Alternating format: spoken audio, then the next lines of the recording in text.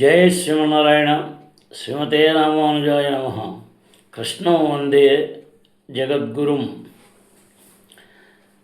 వ్యాసాయ విష్ణురూపాయ వ్యాసరూపాయ విష్ణవే నమో వై బ్రహ్మనిధయే వాసిష్ఠాయ నమో నమః. జై శ్రీమన్నారాయణ. శ్రీమతే రామానుజాయ నమః. కృష్ణం వందే జగద్గురుం. మనం శ్రీమద్భాగవతంలో ద్వితీయ స్కంధంలో అధ్యాయం 9లో 4 అయింది. మనం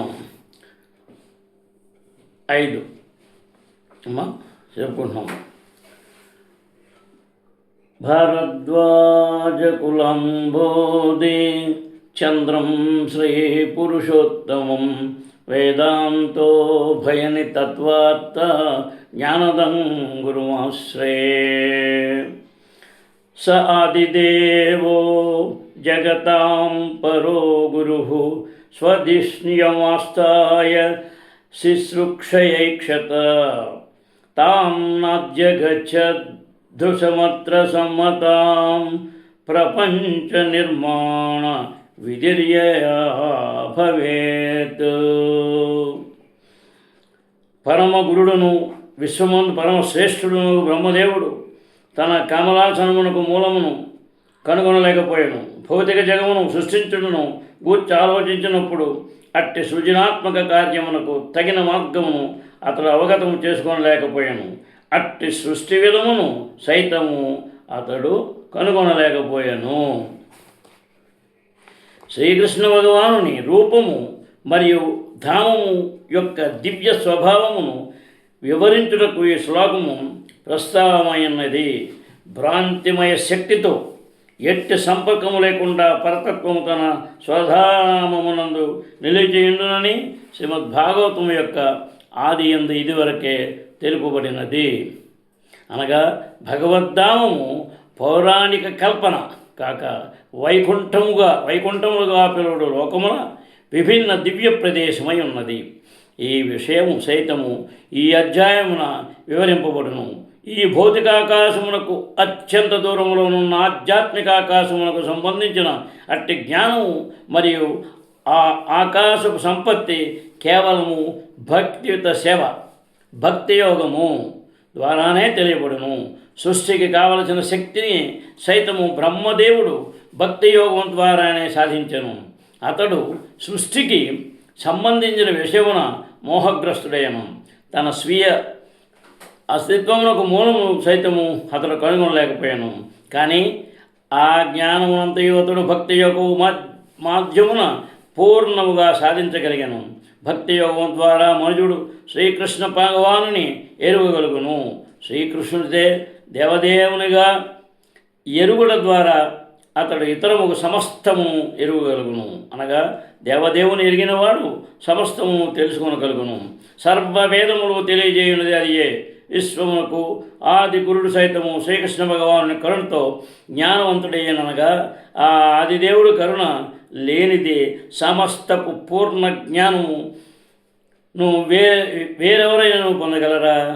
కనుక సమస్తపు పూర్ణ జ్ఞానమును ఎవరైనా పొందగోరినచో అతడు శ్రీకృష్ణుని కరుణను తప్పక పొందవలెను. దానికి వేరొక మార్గము లేదు. స్వీయత్నముపై ఆధారపడి జ్ఞానమును పొందగోరుట కేవలము కాలమును వృధా పరుటే కాగలదు. సంచింతయద్వక్షరమే కదంబ శుపాసునో ద్విర్గదితం వచో విభు స్పర్శేషు యశోడసమేకవింశం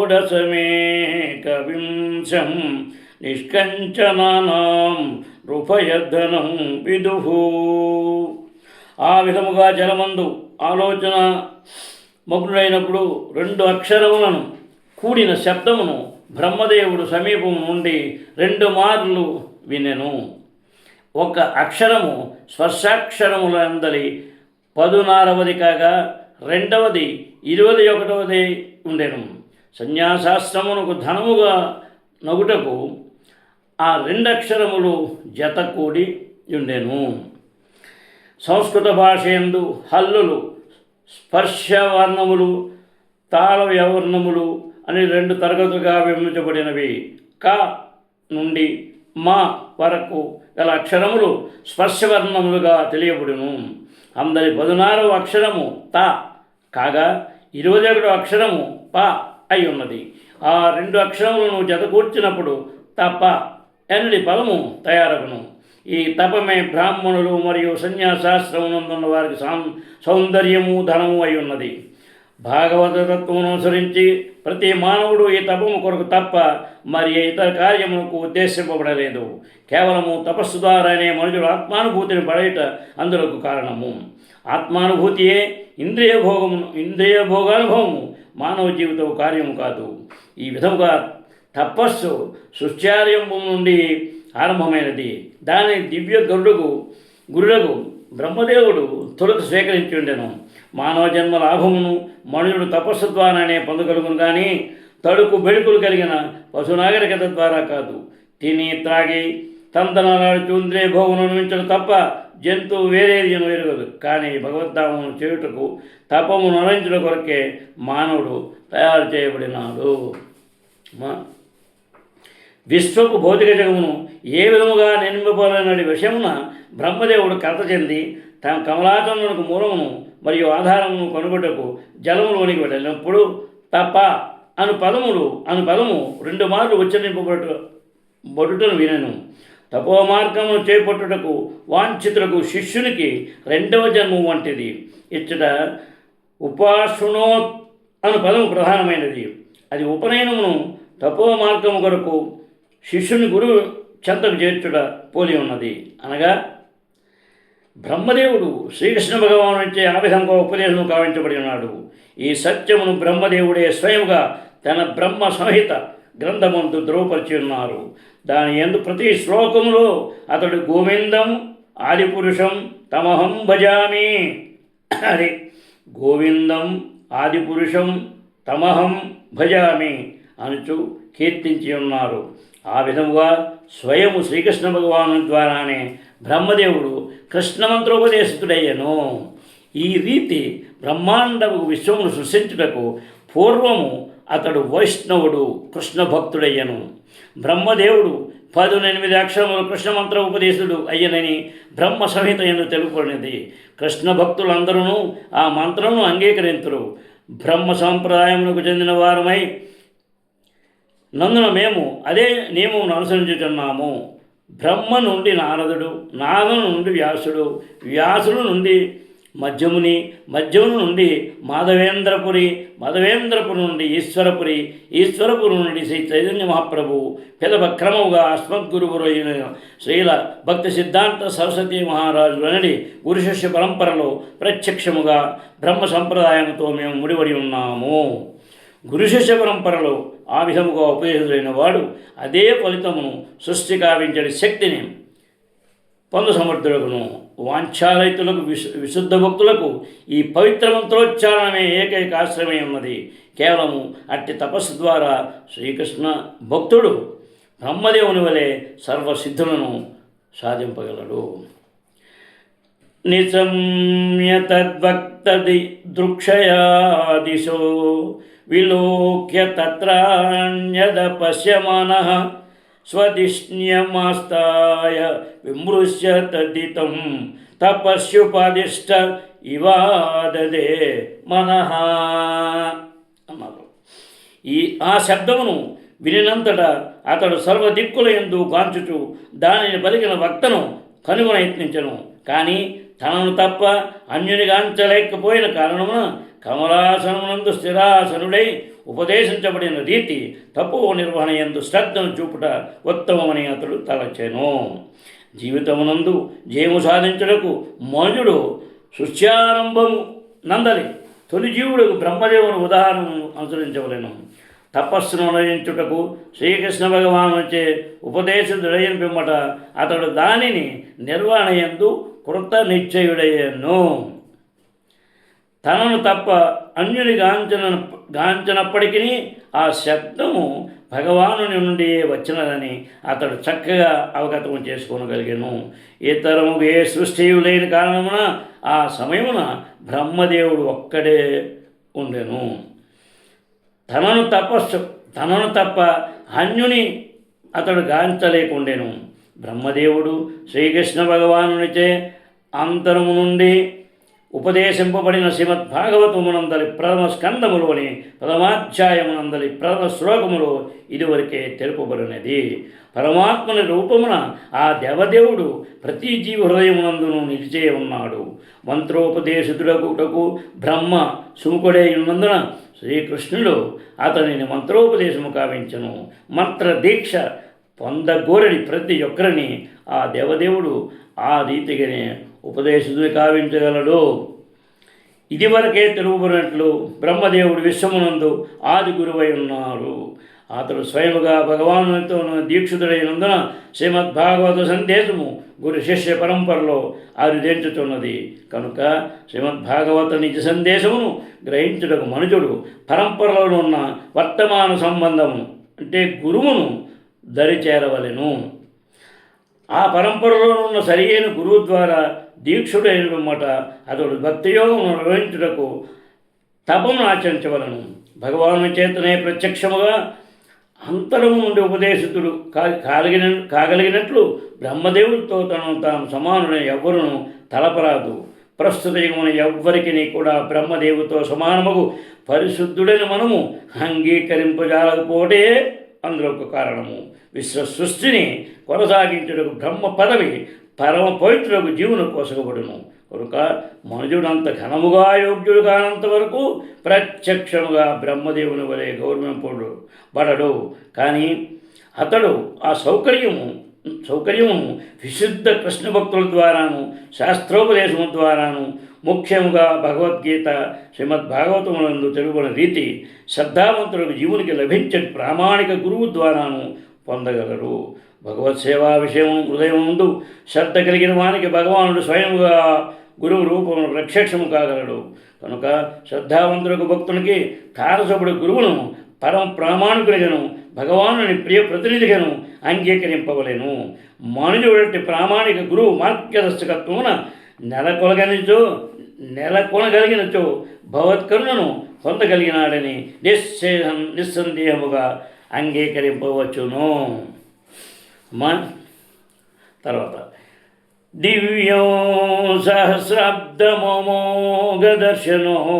జితానిలాత్మా విజితో భయేంద్రియ అతప్యతస్మాకిల లోకతాపనం తపస్తపియాం స్తపతాం సమాహితః. బ్రహ్మ 1000 సంవత్సరముల కాలము దేవతల గణను అనుసరించి తపస్సును ఆచరించను. అతడు ఆకాశం నుండి ఆ దివ్య శబ్దము ఆకర్ణించి దాని దివ్యమనుచు అంగీకరించను.